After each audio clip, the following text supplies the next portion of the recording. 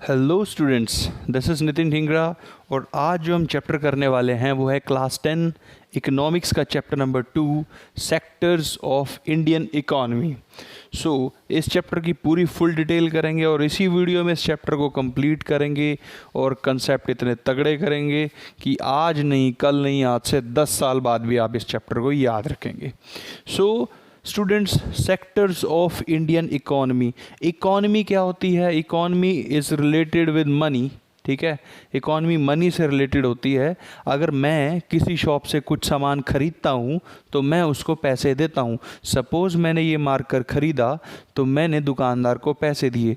दुकानदार भी इसको बनाता नहीं है, वो भी किसी और से ख़रीदता है, वो उसको पैसे देता है और इस तरह से पैसे का लेना देना चलता रहता है और पैसा जो है सर्कुलेट होता रहता है और इसी को ही हम इकोनॉमी कहते हैं।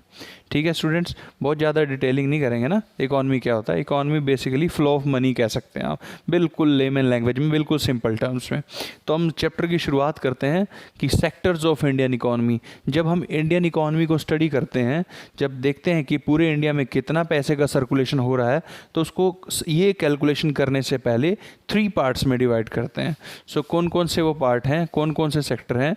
फर्स्ट सेक्टर को बोलते हैं प्राइमरी सेक्टर। ठीक है, फिर होता है सेकेंडरी सेक्टर, और फिर होता है वो एक और होता है टर्शियरी सेक्टर। ठीक है, प्राइमरी सेक्टर, सेकेंडरी सेक्टर और टर्शियरी सेक्टर, इन तीनों का डिफरेंस समझते हैं, एग्जाम्पल भी समझेंगे। ठीक है, और ये इम्पॉर्टेंट है ताकि इस चैप्टर का बेस यही बनाएगा। तो सीखते हैं फिर क्या होता है। देखो स्टूडेंट्स, प्राइमरी सेक्टर क्या होता है? प्राइमरी सेक्टर वो सेक्टर होता है जो रिलेटेड होता है एग्रीकल्चर से।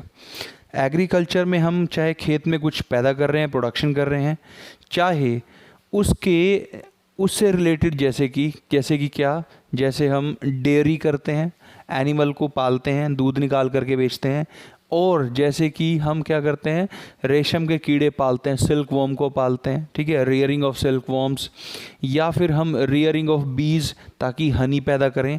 तो चाहे तो हम एग्रीकल्चर डायरेक्ट कर रहे हों खेत में, चाहे हम एनिमल्स को रियर कर रहे हों, पशुओं को पाल रहे हों, ठीक है, चाहे हम रेशम के कीड़ों को, सिल्क के कीड़ों को पाल रहे हो, सिल्क वॉर्म्स को, है ना, ये सारे के सारे चीज़ें कलेक्टिवली किस में आती हैं? प्राइमरी सेक्टर में। प्राइमरी सेक्टर को एग्रीकल्चर एंड रिलेटेड सेक्टर भी हम कह सकते हैं। ठीक है, इसमें हमने कहा क्या आता है? डेयरी आता है, इसमें आता है एनिमल हस्बेंड्री। ठीक है, एनिमल हस्बेंड्री, एनिमल्स को पालना जिसको आप कहोगे।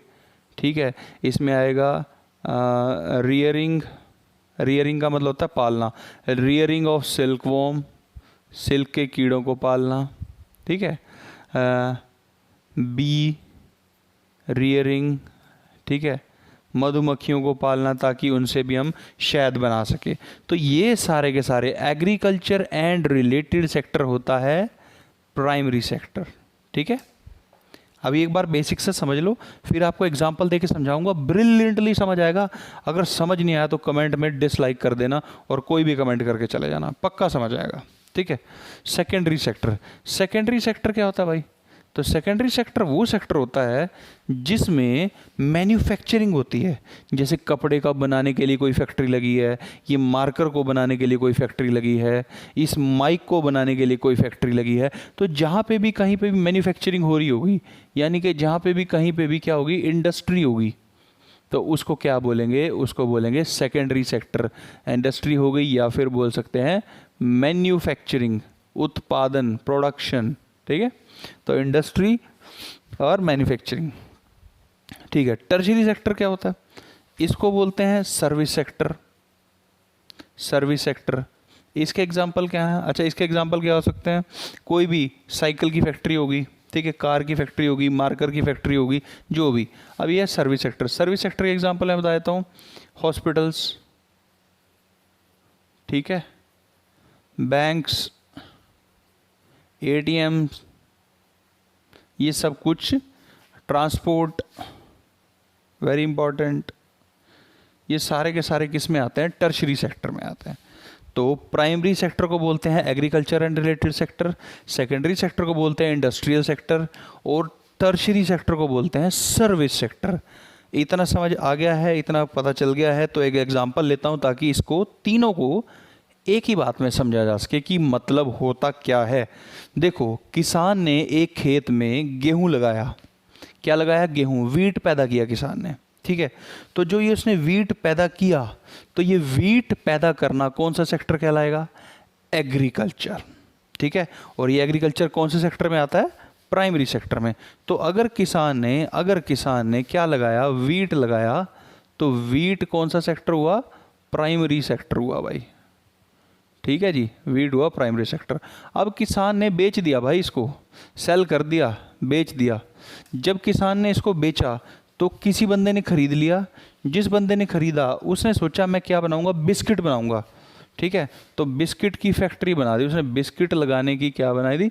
Biscuit factory. तो बिस्किट फैक्ट्री जहाँ पे आ गई, तो ये कौन सा सेक्टर हुआ? Secondary sector. ये कौन सा सेक्टर हुआ? Secondary sector. अब उसने इतने ज़्यादा बिस्किट बना लिए, इतने ज़्यादा बिस्किट बना लिए कि वो अगर बेचना चाहे तो जो उसकी फैक्ट्री के आसपास थोड़े बहुत घर हैं उनमें तो बिक सकते हैं, पर उसने हज़ारों लाखों के हिसाब से बिस्किट बना लिए, तो आसपास तो बिक नहीं सकते। तो अब कोई दुकानदार या कोई मैन्युफैक्चरिंग वाला इतना स्टॉक करेगा क्या? वो कहीं तो बेचना चाहेगा ना। तो अगर वो सोचे कि मुझे दूर सेल करना है, दूर जाके सेल करना है, तो वो किसकी हेल्प लेगा? वो सर्विस सेक्टर की हेल्प लेगा। ये क्या करेगा? ट्रकों में भरेगा, लोड करवाएगा सामान को, और सामान को लोड करवा करके दूर भेजेगा, ठीक है। सामान को लोड करा करके दूर भेजेगा। तो जितनी दूर सामान जाएगा, सामान बिकता चला जाएगा, और जब सामान बिकने लगेगा तो बिकने से उसको क्या होगी? इनकम हो जाएगी, है ना। तो मैंने कहा, तो अब इसने क्या किया? बिस्किट को क्या किया? सेल किया। तो बिस्किट को सेल करने के लिए क्या चाहिए उसको? ट्रांसपोर्ट चाहिए ना, ट्रांसपोर्ट चाहिए, गाड़ियाँ चाहिए। तो ट्रांसपोर्ट सर्विस सेक्टर हुआ, बिस्किट फैक्ट्री हुई सेकेंडरी सेक्टर, और किसान ने वीट ली और वीट पैदा करी, वीट प्रोडक्शन करी, वीट को सेल किया, तो ये हुआ प्राइमरी सेक्टर। ठीक है स्टूडेंट्स, आई होप कि आपको बहुत अच्छे से समझ आ गया है कि प्राइमरी सेक्टर क्या होता है, सेकेंडरी सेक्टर क्या होता है, और टर्शरी सेक्टर क्या होता है। ठीक है, अगर ये समझ आ गया है तो इसके एग्जाम्पल भी देख लेना। हॉस्पिटल्स किस में आएंगे? टर्शरी सेक्टर में आएंगे। बैंक्स भी, इवन मैं आपको पढ़ा रहा हूँ, ट्यूशन्स, स्कूल्स, ये भी किस में आएंगे? टर्शरी सेक्टर में, क्योंकि ये सारे सर्विस सेक्टर हैं। कोई आईटी फर्म है, कोई सॉफ्टवेयर की कंपनी है, वो भी किस में आएगी? टर्शरी सेक्टर में आएगी। राइट स्टूडेंट्स, तो अभी आपको प्राइमरी, सेकेंडरी, टर्शरी मैंने क्लियर करा दिया।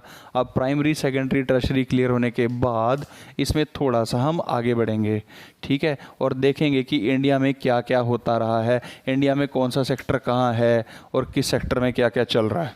ठीक है, उससे पहले मैं आपको एक टर्म सिखाना चाहता हूँ। उस टर्म को बोलते हैं GDP, इसको बोलते हैं gross domestic product. Gross domestic product, थोड़ा सा ध्यान से सुनना, ठीक है। देखो देखो भाई, चलो इंडिया का मैप बना के ट्राई करते हैं भाई। इंडिया का मैप बनता है क्या, देखते हैं, ठीक है, देख लेते हैं भाई, बन जाए तो, है ना, करते हैं कोशिश। ये बन गया इंडिया का मैप, है ना। थोड़ा रफली सा बना दिया मैंने, ये लो, और करेक्ट करना है तो और करेक्ट कर देता हूँ। ये है इंडिया का मैप, ठीक है। तो भाई इंडिया का मैप क्यों बना दिया? जीडीपी पढ़ानी है तो इंडिया का मैप समझते हैं। ग्रोस डोमेस्टिक प्रोडक्ट, अच्छा, ग्रोस का मतलब होता है टोटल, ग्रोस का मतलब होता है टोटल।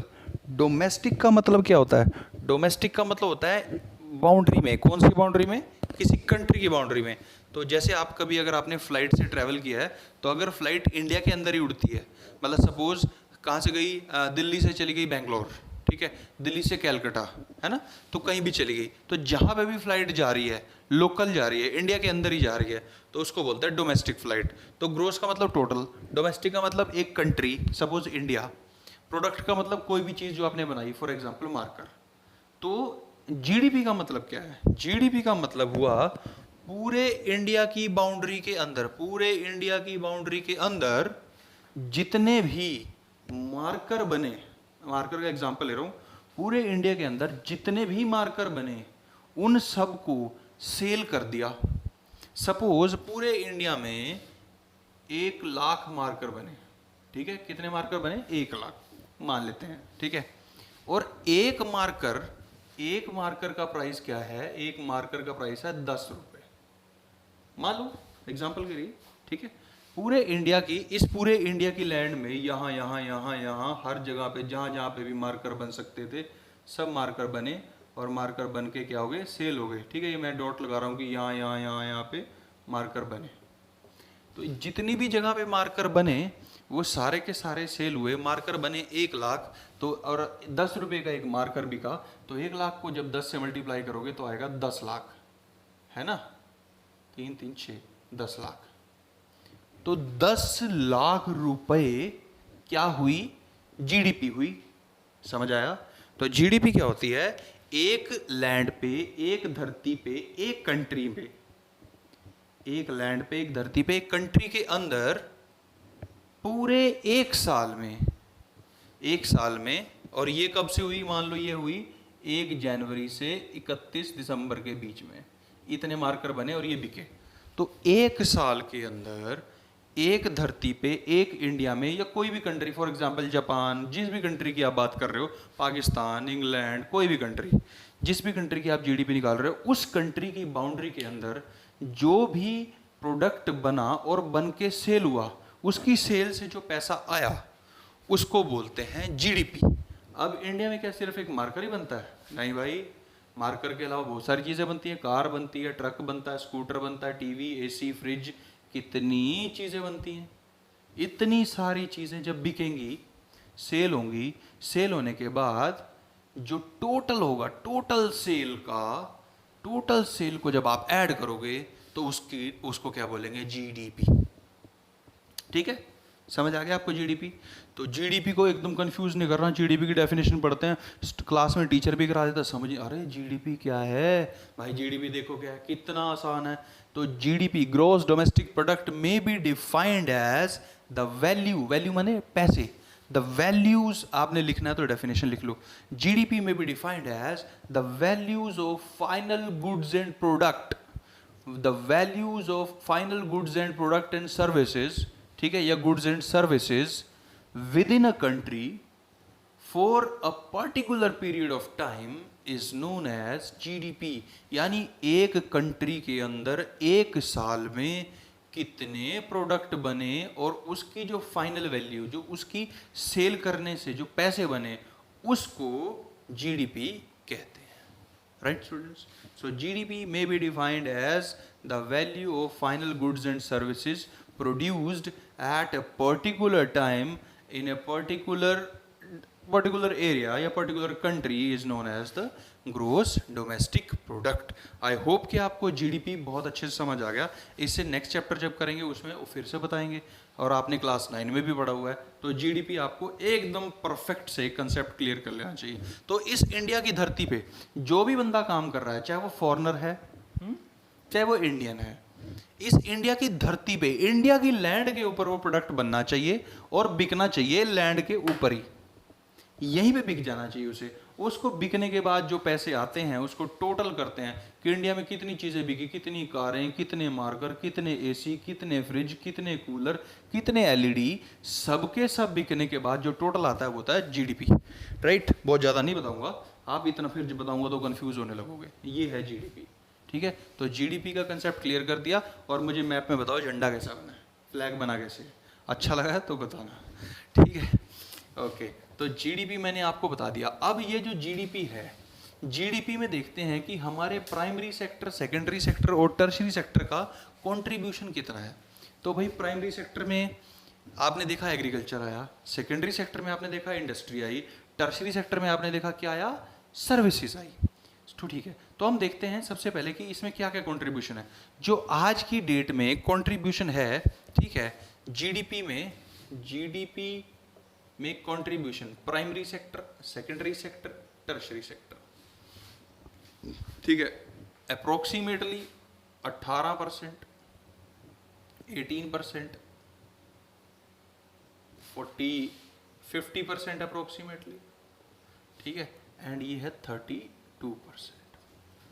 मतलब जितने भी पैसे, जितने भी प्रोडक्ट सेल होते हैं, सेल होने के बाद 50% पैसा टर्शरी सेक्टर से आ रहा है, 32% पैसा सर्विस सेक्टर से आ रहा है, और 18% पैसा कहाँ से आ रहा है? एग्रीकल्चर से आ रहा है। स्टूडेंट्स, आई होप कि आपको अच्छे से समझ आ रहा है, ठीक है। ये तो रही बात कि जीडीपी में कंट्रीब्यूशन कौन से सेक्टर का कितना है। अब मैं आपको बता दूं कि एम्प्लॉयमेंट किस सेक्टर में कितनी है। एम्प्लॉयमेंट मतलब कितने बंदे कहाँ कहाँ एम्प्लॉयड हैं। भाई जो ये सेक्टर है ना, प्राइमरी सेक्टर, इसमें 49% बंदे जो हैं वो इन्वॉल्व हैं, लगभग 50% ही मान सकते हो। और इसमें भी वही है 20%, और इसमें है 30% अप्रोक्सीमेटली, ठीक है। तो स्टूडेंट्स, पहले तो आप ये ग्राफ देख लो। इस ग्राफ में देखो, ये पुराने ईयर्स हैं, 1973 ईयर्स का बता रखा है, ठीक है, और आज की डेट का 2013-14 का। 2013-14 में और 1973-74 में देखो कि जीडीपी में जो कंट्रीब्यूशन था प्राइमरी सेक्टर का, देखो कितना है, ज़्यादा था, ठीक है। फिर सेकेंडरी का कितना था, और टर्शरी का बहुत कम था। और आज की डेट में देखो, ये ग्राफ जो आप देख रहे हो, इस ग्राफ में देखो आज की डेट में टर्शरी सेक्टर कितना ज़्यादा है, सेकेंडरी उससे कम, और प्राइमरी सबसे कम। देख पा रहे हो कि टर्शरी सेक्टर से इनकम बहुत ज़्यादा होने लग गई है आज की डेट में, और प्राइमरी सेक्टर से बिल्कुल कम। अच्छा, अब दिखाता हूँ दूसरा ग्राफ। ये देखो, इस ग्राफ को ध्यान से देखो। इस ग्राफ में आपको देखने को क्या मिलेगा? इस ग्राफ में आप देखते हो कि भाई टर्शरी सेक्टर जो है वो सबसे ज़्यादा पैसे कमा के दे रहा था, पर यहाँ पे बंदे कितने काम करते हैं। देखो, ये पहले देखो 1973-74 में देख लो, ठीक है, यहाँ पे देख लो। मेन बात है आज का, ये 2013-14 में देखो। इसमें आप देखोगे कि जो प्राइमरी सेक्टर है वो पैसे तो 18% कमा के दे रहा था आपको, और बंदे जो एम्प्लॉयड हैं इसके अंदर 50% के लगभग हैं, 49% है ना। और सेकेंडरी सेक्टर देखो, टर्शरी देखो। पहले मेरी इस बात पे फोकस करो, ठीक है, मेरी एक बात पे फोकस करो। आओ देखो, मेरी बात पे फोकस करो, ये फोकस देखो, यहाँ पे ध्यान से देखो, इस जगह पे देखो ध्यान से। क्या देखने की जरूरत है कि भाई जो जीडीपी है, जो पैसा कमा के दे रहा है एग्रीकल्चर, प्राइमरी सेक्टर जो पैसा कमा के दे रहा है, वो पैसा तो दे रहा है 18% कमा के, ठीक है। और बंदे काम कितने कर रहे हैं? 49% बंदे काम कर रहे हैं। भाई आधे से ज़्यादा लोग एग्रीकल्चर कर रहे हैं, पर पैसा 18% ही आ रहा है। अब यहाँ देखो, यहाँ पे पैसा तो आ रहा है 50% के लगभग, और बंदे काम कर रहे हैं 30% ही, है ना। तो ये सेक्टर तो बहुत ही बेटर हो गया भाई, है ना। इसका मतलब हुआ क्या? इसका मतलब पता क्या हुआ? इसका मतलब ये हुआ कि अगर 18% पैसा आता है और 49% बंदे काम कर रहे हैं, तो अगर मैं यहाँ से कुछ बंदे निकाल लूँगा ना, मैं कुछ बंदे यहाँ से निकाल लूँ, मैं कहता हूँ तुम्हें एग्रीकल्चर नहीं करनी, ठीक है, तो यहाँ से बंदे निकल भी जाएंगे, इसका प्रोडक्शन, इसका आउटपुट तब भी इतना ही रहेगा, ये कम नहीं होएगा, क्योंकि इसके प्रोडक्शन तो, आउटपुट तो 18% है, बंदे बहुत ज़्यादा एक्सेस में काम कर रहे हैं। यानी कि ये बंदे ना एक तरह से पता क्या है, अनएम्प्लॉयड है। समझ रहे हो मेरी बात? भाई देखो, एक एग्जांपल देता हूँ। एक खेत है, मेरा खेत है, ठीक है, मेरा खेत है, मेरे पास जो है ना 1 एकड़ ज़मीन है।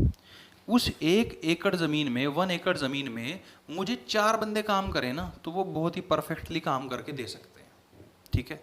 पर मेरे परिवार में 8 बंदे हैं, ठीक है, 4 बंदे तो हम सारे काम पे चले जाते हैं, पर जो मेरे परिवार के बाकी 4 बंदे हैं ना, उनकी नौकरी नहीं लगी हुई, ठीक है। मेरे परिवार में 8 बंदे हैं और मेरे खेत में 4 बंदों से काम चल सकता है, और 4 बंदे खेत में काम कर रहे हैं। पर क्योंकि मेरे परिवार के बाकी 4 बंदों के पास कोई नौकरी नहीं है, तो वो 4 क्या करते हैं, वो भी हमारे साथ खेत में काम करने के लिए ट्रैवल करते हैं, चलते हैं। तो अब हम उस खेत में कितना काम कर रहे हैं? 8 बंदे। ज़रूरत कितने बंदों की है? 4 बंदों की। यानी कि जब इन चारों की अगर नौकरी लग भी गई और ये काम पे चले भी गए, तो क्या हमें कोई फ़र्क पड़ेगा? नहीं, क्योंकि बंदे तो 4 ही चाहिए थे, ये 4 तो ऐसे ही यहाँ पे काम कर रहे थे, है ना।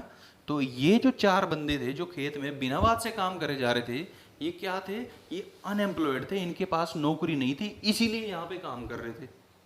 राइट स्टूडेंट्स, समझ गए मेरी बात। तो इसी तरीके से यहाँ पे बहुत ज़्यादा अनएम्प्लॉयमेंट है, इस अनएम्प्लॉयमेंट को हमें दूर करना है, इसके लिए गवर्नमेंट कुछ स्टेप भी उठाएगी। अभी जो मैंने आपको अनएम्प्लॉयमेंट का एग्जांपल दिया ना कि खेत में काम करने की ज़रूरत तो 4 बंदों की है और काम कर रहे हैं 8 बंदे, क्योंकि उन 4 बंदों के पास नौकरी है नहीं। तो इस तरह की अनएम्प्लॉयमेंट को क्या बोलते हैं, इस तरह की अनएम्प्लॉयमेंट को बोलते हैं disguised unemployment, disguised unemployment. Right students, तो जब ज़रूरत हो कम बंदों की, बंदे ज़्यादा काम कर रहे हों, तो इस तरह की अनएम्प्लॉयमेंट को बोलते हैं डिसगाइज्ड अनएम्प्लॉयमेंट। ठीक है, आई होप कि आपको समझ आ गया होगा डिसगाइज्ड अनएम्प्लॉयमेंट क्या होता है। अभी तक हमने क्या पढ़ा, प्राइमरी सेकेंडरी टर्शरी सेक्टर को पढ़ा, फिर हमने देखा कि जीडीपी क्या होती है, फिर हमने देखा कि जीडीपी में किस किस का कितना कितना कंट्रीब्यूशन है वो हमने देखा, फिर हमने देखा कि अनएम्प्लॉयमेंट आ गई भाई। ठीक है, अनएम्प्लॉयमेंट आ रखी है। अब अनएम्प्लॉयमेंट को दूर करने के लिए सरकार क्या कर रही है वो पढ़ते हैं। ठीक है, क्या सरकार कोई स्टेप उठाती भी है कि अनएम्प्लॉयमेंट को दूर किया जाए? सरकार उठाती है, ट्राई करती है, कोशिश करती है सरकार। ठीक है, उस कोशिश में से एक कोशिश का नाम मैं बताता हूँ आपको, बहुत ही इंपॉर्टेंट कोशिश है वो, मतलब ट्राई कोशिश है गवर्नमेंट की बहुत ही बढ़िया। क्या कोशिश है? देखो, उसका नाम है MG नरेगा। अरे वाह, क्या नाम है बाबा, MG नरेगा। काम करेगा MG नरेगा, यस। तो MG नरेगा क्या होता है? Mahatma Gandhi national rural employment guarantee act. कब आया था ये एक एक्ट है, ये गवर्नमेंट ने बनाया 2005 में। Mahatma Gandhi national rural employment guarantee act. Important word है रूरल। भाई रूरल को क्यों स्ट्रेस दे रहे हैं?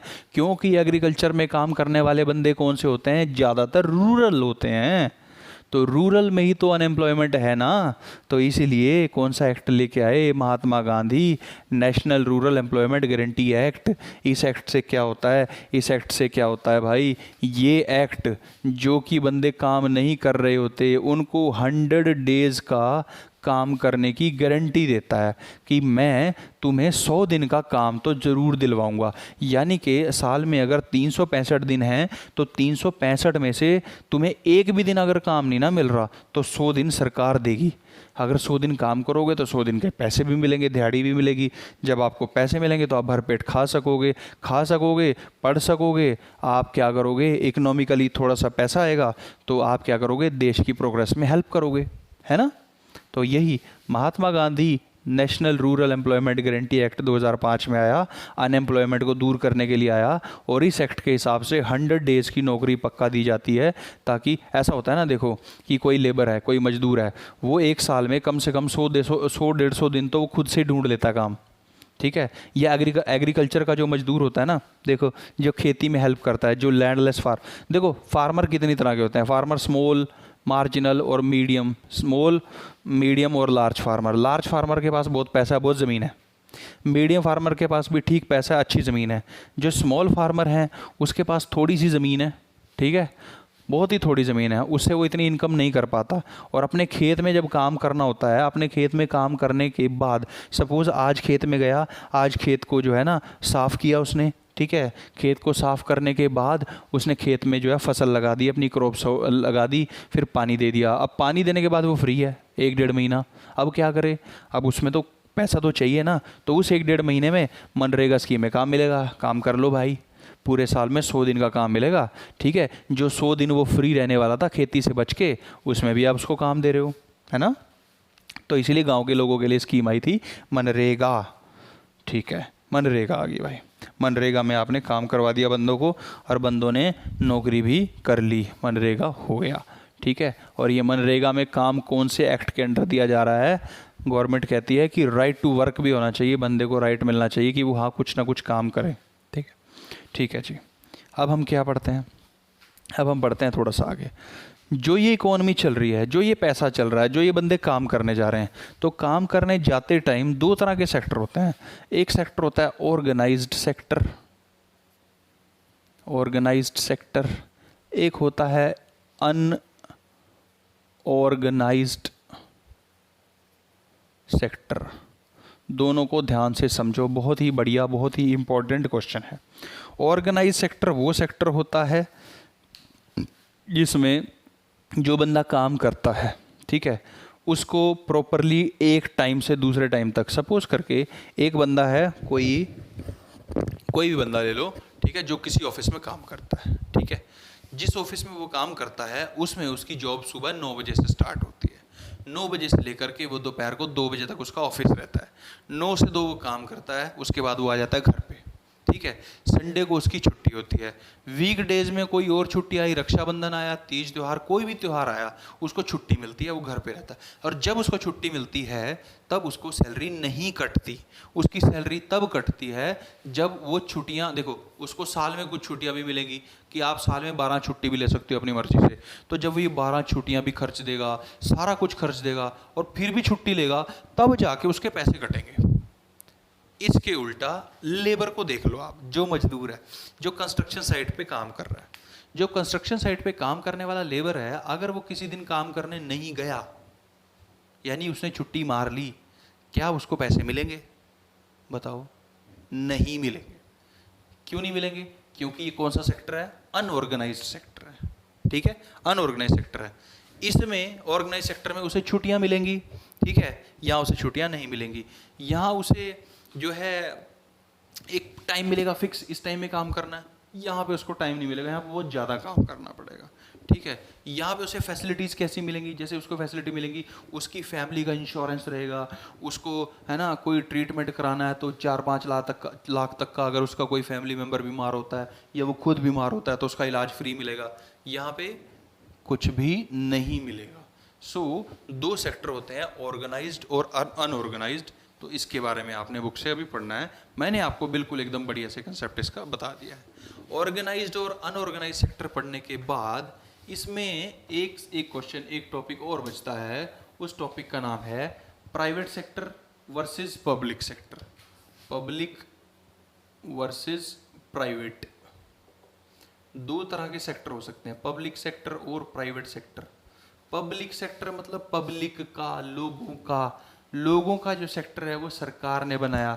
सिविल हॉस्पिटल, रोडवेज की बसें, सरकारी बसें, ठीक है, कोई भी सरकारी ऑफिस, कार्यालय, जो भी सरकारी ऑफिस हो, चाहे वो इलेक्ट्रिसिटी डिपार्टमेंट का हो, चाहे वो PWD का हो, ये जितने भी मैंने ऑफिस बोले वो सारे पब्लिक सेक्टर में आते हैं, ठीक है। प्राइवेट सेक्टर जैसे मेरा घर, मेरा ऑफिस, मेरी दुकान, मेरा स्कूल, मेरा ट्यूशन सेंटर, मेरा फ़ोन, ये क्या हो गए? पब्लिक, नहीं सॉरी प्राइवेट। तो प्राइवेट सेक्टर में इंडिविजुअल बंदा होता है, इंडिविजुअल ओनर होता है, ठीक है, उसके ऊपर कोई वो नहीं होती कि आपको ये करना है वो करना है।